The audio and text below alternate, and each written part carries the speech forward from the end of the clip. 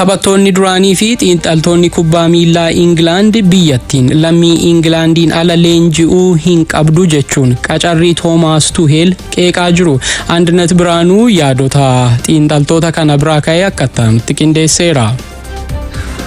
Thomas, welcome to Wembley. Thank you so much. Asdio bara 2024 walitti aansuun waancaa Awurooppaan xumuraaf geesse waancaa kan dhabde England bara 2018 fi 22 waancaa addunyaan simboo waltajjichaa turte.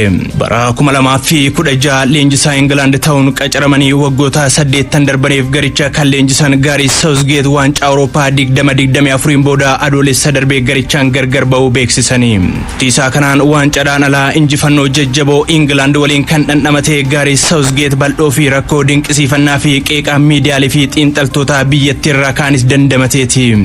Liigii jaalatamaa fi garee cimaa qabduun akka addunyaatti beekamtii fi gurra guddaa kan horatte England egaa bara 1966 waancaa addunyaa ofii qopheessitee hambifattee as hongee waancaatiin dhaamteetti. 1966 Alfred Ernest Ramsey leenjaa waancaa guddaa jalqabaa fi xumuraa kan milkeeffattee biyyattiin sanaan booda leenjistoota 19 dhaabbii fi yeroon qacartus injifannoo fi milkaa'ina waancaa dheebuu lammiilee biyyattii ta'e garuu deebisuu hin dandeenye. Waldaan kubbaa miilaa England milkaa'ina biyyattiirraa fagaate kana deebisuuf kaleessa Toomaas Tuheel leenjisaa gochuun qacaruu ifoomsuus yaarni fi qeeqni miidiyaalee fi xiinxaltoonni kubbaa miilaa England kaasan garuu gamanumaa eegale. Lammiin Jarmanii ganna 51 Toomaas Tuheel waggaa tokkoo fi walakkaadhaan England leenjisuuf waliigaltee yoo mallatteessan Sven Goran Eriksson fi Fabio Capelloon booda leenjisaa lammii England nala biyyattii leenjisan ta'aniiru. Of course, to be announced as English head coach, and I'm honored. I think it's a big privilege for me. It feels like a big privilege and comes with big responsibility, and we will give our very best to live up to it, to make our supporters proud, to make our team better, and to achieve our big goal in 26. Tuheel amajjii tokkorraa eegaluun hojii leenjisummaa England kana ifattee galuuf yoo eeggamu garee biyyaalessaa England leenjisuun carroomuudha. Kaayyoon koo waancaa addunyaa garicha waliin milkeeffachuudha jedhanii qaxarrii isaan irratti garuu qeeqni heddummateera. Xiinxalaan Sky Sport fi taphataan duraanii garichaa Gary Neville Toomaas Tuheeliin alaa leenjistoonni lammii England fooyyee ta'an jiru waldichi Toomaas Tuheel qacaruun sirrii moti jedhe. Dabaluunis England lammii biyyattiin alaa leenjisaa qacaruun murtoo fuulduraaf nu miidhuudha. Leenjistoonni lammii biroo falaasama tapha ofii isaanii liigii fi biyya keenya irratti hojii oolchuun isaanis waan hafuu moti jedhuun shakkii qabu ibsa. Bara 2016 Royson garicha yoo gallakkisan leenjisaa ta'uun tapha tokkoof garicha kan dursan Samaradise FN England Eddie Howe qacaruutu irra ture. Tuheel qacaruurraa Frank Lampard fi Steven Gerrard wayya jedhe. Toomaas Tuheel seenaa fi riikaardii bareedaa akka qabu nan beekaa. Kaayyoon England garuu waancaa guddaa injifachuudha. England leenjisuun Tuheeliif qormaata cimaa akka ta'u nan amana kan jedhe ammoo Alan Shearer. Hariirri Naap gama isaaniitiin England lammii England nalaa akka leenjitu hin barbaaduun ture yoo jedhan Jamie Carragher ammoo anaaf England leenjisaa lammii England nalaa qacaruun sirrii moti jechuun FA England fi Toomaas Tuheeliin qeeqee jira. Yeah, like I said, in 21 I felt the excitement in the country, and I strongly believe that we can do this together. Taphataan duraanii Manchester United Paul Pogbaan kan kanaan duraarra fooyya'ee dhiyaachuuf akka qophaa'e hime. Qoricha humna dabalataa namaa kennuu fudhatee hidhamuudhaan waggaa 4 adabamee kan ture Pogbaan adabbiin isaa gara baatii 18tti erga hir'ateen booda kaleessa yeroo jalqabaatiif Sky Sports waliin afgaaffii tolcheera. Abubakar Abdallaa kan itti aanu qindeesseera. Get rid of all my problems and play. Taphataan siree jidduu lammii France Paul Pogbaan qoricha humna dabalataa fayyadame jedhamuudhaan waggaa 4 kubbaa miilaa kan taphannee adabameetii ture. Adabbii isatti muramee booda Pogbaan mana murtii jibbaata ispoortii addunyaa kaasitti ol iyyate. Manni murtichaas dhimmicha erga qoratee booda Pogbaan ta'e jedhee qoricha kana hin fayyadamne jechuudhaan adabbii waggaa 4 gara ji'a 18tti xiqqeessee fi adabbiin kun akkuma xumurameen Pogbaan bitootessa dhufurraa eegalee Juventusiif taphachuuf fedha qaba. Baatii bitootessaa darbee qorannoo testostiroonii taasifamee fi hormooniin jabeenya qaamaa dabalu argamuu isaatiin manni murtii tapharraa isa ittise. Taphataan gana 31 Pogbaan gama isaatiin qorannoo taasifamee darbuu dhabuu isaatiin itti gaafatamummaan kan isaa ta'uu ibsuudhaan garuu ani nama gowwoomsuu barbaadu miti jechuun Sky Sportitti hime. Ani nama ispoortii jaalatuudha, gowwoomsuun fedhu haala haqa ta'een mo'achuu fedhaan yaada isaati. Ofii kootii waan fudheen qorannoo kufuu kootiin itti gaafatamummaan kan kooti jedhe. Adabbisni fudhaa garuu adabbii waggaa 4 ni baay'ata jechuun qeeqe. Pogbaan waliigaltee Manchester United waliin qabu erga xumuramee booda adoolessa 2022 gara Juventus deebi'e. jedhe. Erga gara kilabii Turiitti deebi'ee dorgommii hundumaa taphoota 12 qofa taphateen waliigalteen hanga bara 2026 Juventus waliin qabaachuu isaatiin gara kilabichaatti deebi'uun garicha waliin shaakallii taasisuun hawwii isaati. Pogbaan yaada Sky Sportiif kenneen dirree irratti argamuu fedha. Taphattoota Juventus waliin shaakala hojjechuuf fedhii qabaachuu sime kophaa ta'uun ni ulfaataas jedhe. Xiyyeeffannoon koo gara shaakallitti deebi'uun dirree irratti taphachuu fi taphataa gahumsa qabu ta'ee argamuudha jedha. Bara 2018 Firaans waliin waancaa addunyaa fudhateera. Biyyasaaf bara 2013 irraa eegalee taphachaa kan ture yoo ta'u taphoota 91 Firaansiif taphateen goolii 11 galche. Pogbaan biyyasaaf taphachuuf fedhii guddaa akka qabu sime. Carraa taphaa argachuudhaaf murkachuudhaaf qophiidha jedha. Pogbaan biyyasaatiif yeroo xumuraatiif bitootessa 2022 tapha michoomaa Afrikaa kibbaa waliin taphate. Manchester United fi Juventusiif yeroo lama kan taphate dabalatee sadarkaa kilabaatti tapha 423 taphateera. Jalqaba adabbii waggaa afurii yeroo itti murtaa'utti Pogbaan tapha dhaabuuf yaadeetti ture. Garuu haati warraa isaa taphachuu akka itti fufu jajjabeessuu isheetiin yaada isaa jijjiirutu himame. Pogbaanis Sky Sportitti akka himetti amma akkuma duriitti fedhii fi kaka'umsa guddaa qaba. Hanga tapha dhaabutti kaka'umsaa fi fedhii guddaan taphachuu itti fufa jedhe. About most of. Tyrell Malacia baatii 17 booda dirreetti deebi'uu fi miidhama isa mudateen yeroo dheeraaf dirree kan fagaate taphatichi yeroo dhiyootti dirreetti deebi'uuf dhiyaachuunsaa gabaafameera. Malaciyaan bara 2022 Feyenoord irraa paawundii miliyoona 13 Manchester Unitediif mallatteessuunsaa ni yaadatama. Kilabichaaf erga mallatteessees taphoota 39 qofa garicha tajaajile. Bara dorgommii darbe guutuun sababa miidhamaatiin jala kan darbe taphataan sarara ittisaa kun amma addatti shaakala dhuunfaa hojjechuu jalqabeera. Taphatichi baatii kana keessa dirreetti deebi'uu akka malu barruun Neezerlaandis Voetebal International gabaaseera. Kilabni Scotland Celtic gamtaa kubbaa miilaa Awurooppaatiin adabame. Kilabichi gocha deeggartoota isaatu adabbiif saaxileen tapha Champions League kilaboota Awurooppaatiin dirreen ala Borussia Dortmund waliin taphataniin mo'ataman irratti deeggartoonni kilabichaa wantoota balaa ibiddaa uumuu malanu dirree keessatti qabsiisuu isaaniitiin kilabicha adabbiif saaxilani. Gamtichi Celtic paawundii 16,700 birrii Itoophiyaa miliyoona 2,600 ol akka kaffalu itti mure. Deeggartoonni kilabichaa waggoota lamaan itti aananu keessatti gocha wal fakkaatu yoo itti deebi'an dirreen ala tapha akka hin daawwanne adabbii tapha tokko itti muraa jechuunis akeekkachiiseera. Celtic tapha jalqabaa Champions League goolii 5-1 Slovan Bratislava mo'ee tapha itti aanuun 7-1 Borussia Dortmundiin mo'amuunsaa ni yaadatama.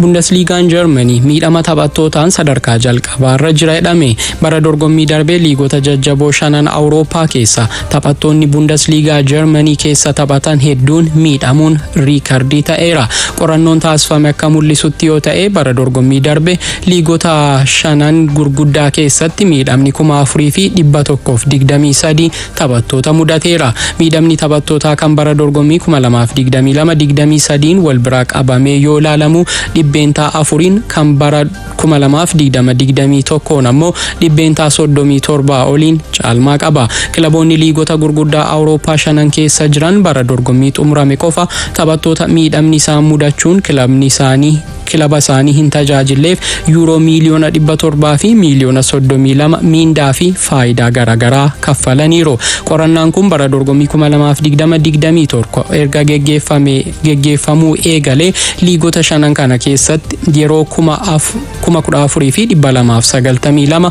taphattoonni miidhamaniiru. Kilaboonni kunneen yuuroo biliyoona 2.3 taphattoota miidhamuun garee isaanii hin tajaajilleef miindaa kaffaluu isaanii Reuters gabaaseera. Liigota kanneen keessa Bundesliigaan Germany miidhamaa taphattoota hedduu keessummeessuun sadarkaa jalqabaarra jira. Badhaasni Baalandoorii Lautaro Martineziif malaa jechuun Lionel Messiin dubbate. Badhaafamaan Baalandoorii yeroo 8 Lionel Andres Messiin badhaasni bara kanaa hiriyaa gareesaa Lautaro Martineziif mala jedheera. Lautaro Martinez bara 2024 yeroo milkii dabarseera kan jedhe Messiin waancaa Kooppa Ameerikaatiin goolii injifannoo galchuun alattis dorgommichaan goolii hedduu galchuun olaantummaan xumureera jedhe. Kanaaf ga'umsa bara kana inni mul'iseen badhaasni Baalandoorii bara kana taphataa kamuu caalaa Lautaro Martineziif mala jechuun Lionel Andres Messiin dubbateera. Messiin akkasaa jedhu malee taphattoonni Real Madrid Vinicius Junior fi Jude Bellingham dabalatee kan Manchester City Rodriin tilmaamni injifannoo dursaa kennameefii jira. Badhaasichi onkoloolessa 18 France Paris itti kennama. Real Madrid Alexander Arnold mallatteessifachuuf barbaada jedhameera. Barruun England The Athletic akka gabaasetti yoo ta'e taphattoota Real Madrid mallatteessuuf barbaadaa jiru keessaa Alexander Arnold adda dureedha. Taphataan sarara ittisaa Liverpool Arnold waliigalteen kilabichaa waliin qabu ganna dhufu xumurama. Liverpool waqtii jijjiirraa amajjii dhufuutiin Arnold kan gurguru yoo ta'een alatti Real Madrid ganna dhufu taphaticha bilisaan fudhachuu danda'a jedhameera. Madrid akka filannootti Pedro Porro Tottenham irraa, Jeremy Frimpong Bayer Leverkusen irraa, Aymeric Laporte ammoo Al Nassr irraa fudhachuuf akka ilaallachaa jiru gabaafameera. Oduu keenya xumuraatiin jijjiirraa jaarraa 21ffaan taphattoota gatii xiqqaan taasifamee fi milkaa'ee jedhaman keessaa Cristiano Ronaldoon jalqaba irratti argama. Goal.com taphattoota gatii xiqqaan itti bahuun kilaba isaaniif bu'aa olaanaa baasan jedhe ifoomsee Abdurrahman Amiin akka nutti qindeesseera.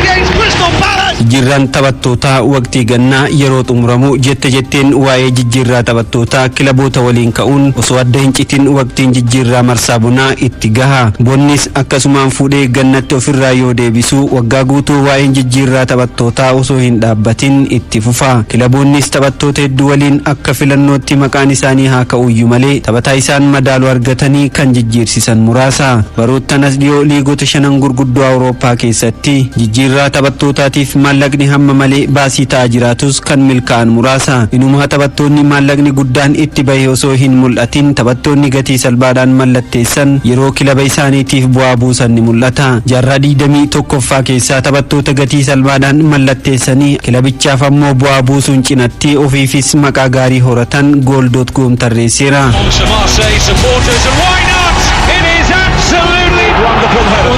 Badhaafama Ballon d'Or yeroo 5 Cristiano Ronaldo jalqaba irratti arganna. Ronaldoon bara 2003 gatii salphaa paawundii miiliyoona 12 qofaan Sporting Lisbon irraa Manchester Unitediif yoo mallatteessu jaarraa 21ffaa keessatti jijjiirraa milkaa'aa jedhamuun dura irratti eerama. Hanga ammaatti ga'umsa irratti argamuun gita kan hin qabne Ronaldoon taphattoota ciccimoo addunyaa kan yeroo maraa sadarkaa 1 hanga 3 keessatti eerama. Ronaldoon yeroo Manchester Unitediif taphachaa turetti badhaasa Ballon d'Or tokko kan argate yoo ta'u waancaa Champions League Awurooppaa fi Premier League 3 dabalatee waancaa 3 Manchester United akka injifatuuf gargaaruun isaa ni yaadatama. Maybe a chance now for N'Golo Kante who he slipped through his fingers and it's into the back of the net and Leicester City have the lead. N'Golo Kante bara 2015 gara Premier League ol guddatee 2016 Leicester Cityn waancaa Premier League akka injifatuuf kan gargaaran Jamie Vardy, N'Golo Kante fi Riyad Mahrez taphattoota jaarraa 21ffaa keessaa jijjiirraa milkii taasisan jedhamuun maqaan isaanii dhahamuudha. Jamie Vardy paawundii miiliyoona 1.7 qofaan Leicester Cityf mallatteesse. Leicester Cityn garuu ga'umsa isaatii fi baay'ina goolii inni galcheen bara 2016 waancaa Premier League England 2021 ammoo waancaa FA fi Community Shield injifateera. N'Golo Kantes paawundii miiliyoona 5.6 Leicester Cityf mallatteesse. Kilabichi Premier League England erga ittiin injifatee waggaa tokko booda paawundii miiliyoona 32 Chelseaf gurgure. Achittis waancaa Premier League Champions League dha hanga kan kilaboota addunyaatti injifateera. Jijjiirraan N'Golo Kante kilaba Firaansii kiin irraa gatii salphaan gara Leicester Citytti taasise waggoota muraasa keessatti hanga taphataa cimaa sarara jidduu addunyaa ta'uun badhaafamuutti isa geessisuun jijjiirraa milkaa'aa jaarraa 21ffaa jedhamuun jajamaa jira. Riyad Mahrez gatii paawundii walakkaa miiliyoonaatti gadi ta'een Le Havre irraa Leicester Cityf erga mallatteessee booda taphataa cimaa Premier League England 2015-16 fi kan waldaa taphattoota professionaalaas ta'uun hanga badhaafamuutti gaheera. Leicester City waliin waancaa 2, Manchester City waliin ammoo waancaa Premier League 4 fi Champions League dabalatee waancaa 11 injifachuun taphataa sarara qarqaraa maqaa guddaa horateedha. Jijjiirraan Samuel Eto'o fi Zlatan Ibrahimovic gara Inter Milan taasisan jijjiirraa bu'a qabeessaa jaarraa kana keessa raawwatamanidha. Samuel Eto'o waancaa 3 Barcelonaan akka injifatuuf gargaarus dhiibamuun garicha keessa bahe. Ta'us Inter Milaniif erga mallatteessee boodas iddoo duraan ture caalaa akka beekamtii argatuuf isa gargaareera. 2009 hanga 2011tti Inter Milan waancaa 6 akka injifatuuf gargaaruun seenaa hin dagatamne kan galmeesse ni yaadatama. Eto'oon waancaa Champions League fi kan kilaboota addunyaas injifachuun taphataa akkaataa jijjiirraa isaaf taasifametti hin gaabbineedha. Paawundii miiliyoona 7.1 AC Milaaniif kan mallatteesse Kaakaa dabalatee Juventusiif kan mallatteesse Giorgio Chiellini akkasuma Real Madridiif mallatteessuun taphattoota milkaa'anii fi ammas milkaa'aa jiran keessa Dani Carvajal, Rafael Varane, Casemiro, Marcelo fi Toni Kroos jijjiirrawwan milkaa'aa jaarraa 21ffaa keessa taasifaman keessatti hiramu. Sarara ittisaa irratti Manchester City fi Manchester United Vincent Kompany fi Nemanja Vidic kan mallatteessisan irraa milkaa'aniiru.